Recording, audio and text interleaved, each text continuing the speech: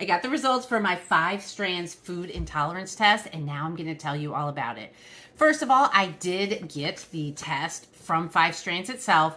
They sent it to me so that I could share my experience with all of you, and that's exactly what I'm going to do. The test was easy to do. All I had to do was take some strands of my hair, stick it in the mail in the package that they sent me, and then it was off. And within a week, I had my results. And this is what I got. Oh my gosh. It is so thoroughly detailed. Now, I knew that they said it was 650 different foods that you would get results on, but literally, I printed it. It's 19 pages, and all of them are all their different foods listed off. It does have, the first 2 pages are just like the actual test results, and then it has a little guide so that you know how to interpret the results. But the results are crazy. The other thing I find that's just absolutely fascinating, when they said food, I thought of food like grapes and apples and steak, but no.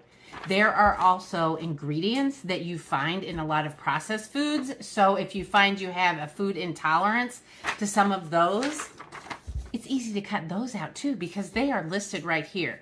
So as you can see, anything listed here, like the red means it is a really bad sensitivity to it. The yellow means that it is a moderate sensitivity. Green is that you might be a little bit, and then the gray means no sensitivity at all. Again, we are talking 20 pages of results telling me the different foods that I'm intolerant to. Like the first one I'm seeing here, an emulsifier. Like if I was looking at the products and saw the ingredients and I saw that on there, then I'd know I can't have it. Let's see some actual real food. Cod liver oil. I don't even know. That one's weird. What else? Oranges. Who knew? I drink orange juice all the time.